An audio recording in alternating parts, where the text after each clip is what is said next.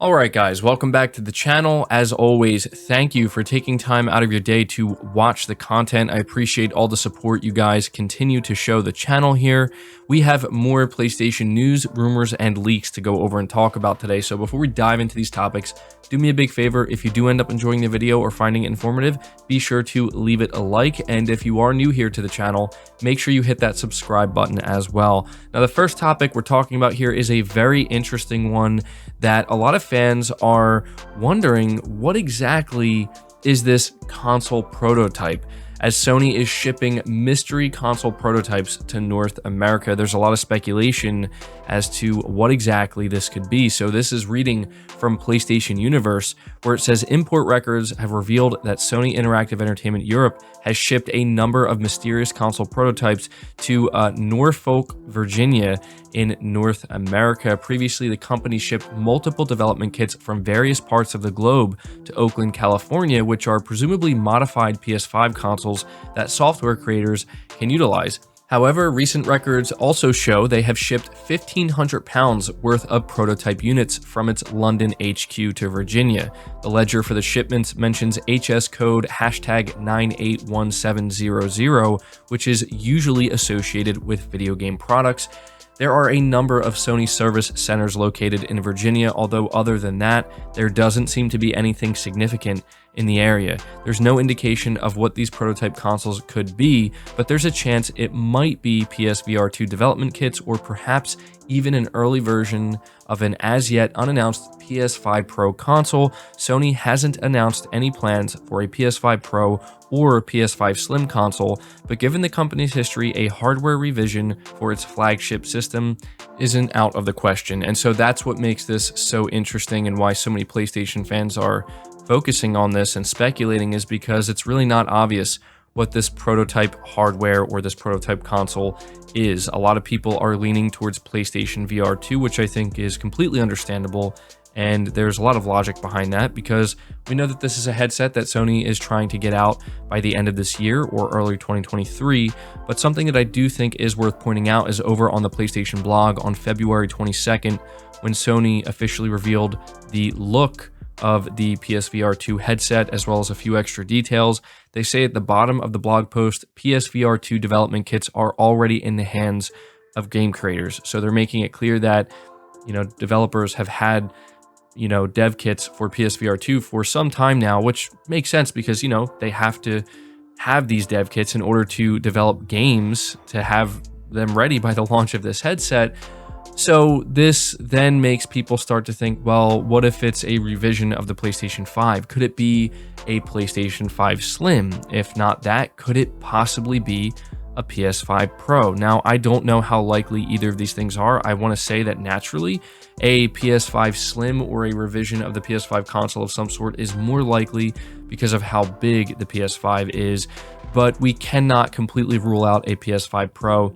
And it's interesting because we talked about the PS5 Pro recently, and a lot of people believe that there is absolutely no reason in the world for Sony to bring out a PS5 Pro. And I will say that there are some really valid arguments as to why maybe Sony won't do a PS5 Pro this generation.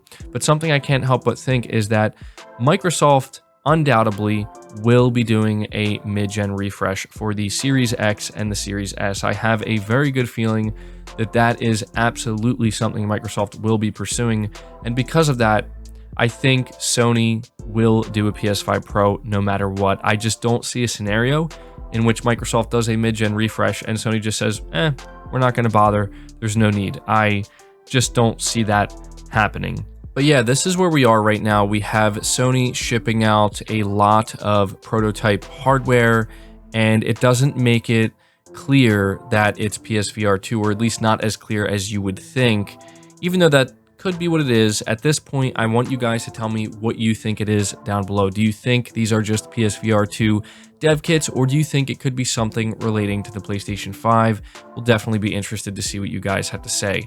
Now, the next topic in line is just as interesting, because we have an article here from Gaming Bolt where the title says some PlayStation Plus and PlayStation Now subscriptions are apparently being merged, possibly hinting at a Spartacus reveal. So it says here in December of last year, reports emerged claiming that Sony was working on a Game Pass competitor subscription service for the PS5 and PS4, allegedly codenamed Spartacus. The multi-tiered service will, according to the reports, entail various benefits across its tiers, including a large library of PS4 games and a library of legacy games from PS1, 2, and 3, and PSP, in addition to merging PlayStation Plus and PlayStation Now's offerings. Recent developments might possibly suggest that there could be movement on that front. As reported by IGN Italy, some NeoGAF users have recently reported that their PlayStation Plus and PlayStation Now subscriptions seem to have been merged. More specifically, users with active subscriptions for both services are reporting that both are appearing as subscriptions for PS Plus rather than one active subscription for each. Meanwhile, another user also reports that upon renewing their PlayStation Plus account, they received a PS Now subscription as a gift for the same duration.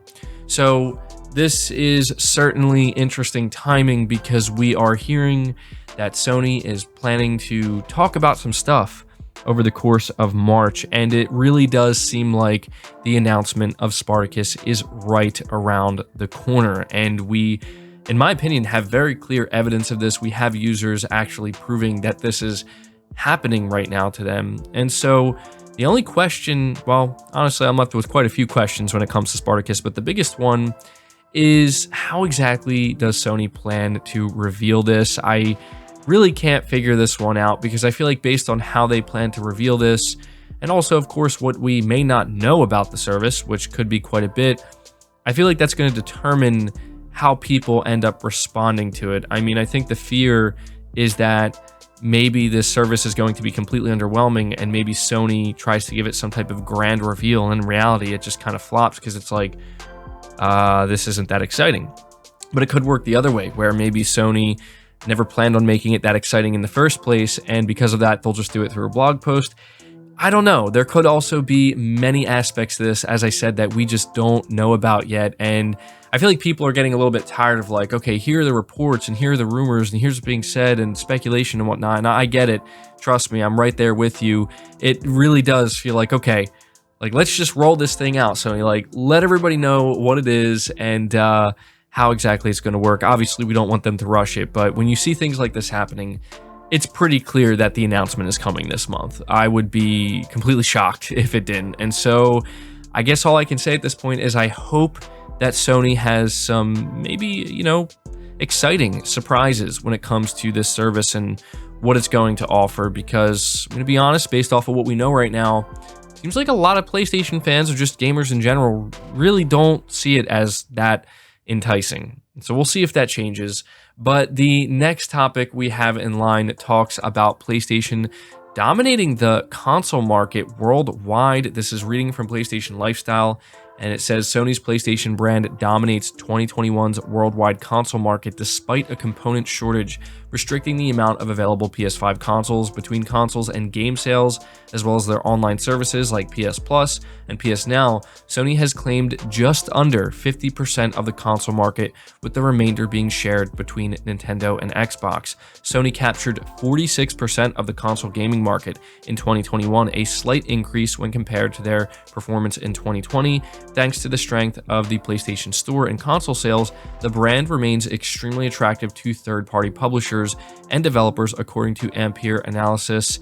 This gives them a fairly large lead when compared to their rivals. In comparison, Nintendo's share in the market decreased by 2% to 29% as Nintendo struggles with online services, game downloads, and other in-game monetization options. When compared to Sony and Microsoft, Xbox comes in a very close third, with 25% of the market also getting a very slight increase.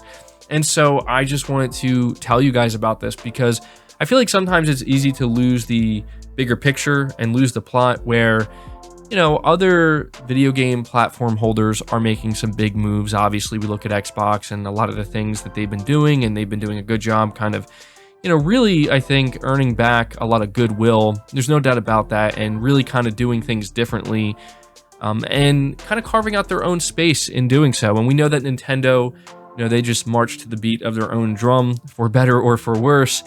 And when you look at Sony and you look at these statistics here, it's pretty clear that Sony is very dominant. We always look at the big headlines, like when, Microsoft acquires a publisher or, something like that. I feel like that's relevant. That's been happening. And a lot of people continue to talk about that. And you see a lot of hyperbole going around where it's like, well, PlayStation's done. Sony, they're finished. And I always kind of have to come out and remind people that no, it's really not that way at all. And sometimes people get a little bit upset because they're like, dude, you're being Sony Defense Force, you're being a Sony pony and whatnot. It's like, well, not necessarily. I'm just letting you know that PlayStation, look, there's a reason why they're doing as well as they're doing. There's a reason why they continue to break records. There's a reason why the brand continues to grow at a significant rate, and there is a reason why they pretty much are sitting at nearly 50%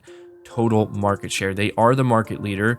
They will probably be the market leader for some time to come, but with that, we also, as PlayStation fans and people who enjoy the brand, we have to make sure that we are, hard on Sony and we don't give them a pass on too many things, because with this type of, market leadership, they can become greedy or arrogant and end up making some mistakes.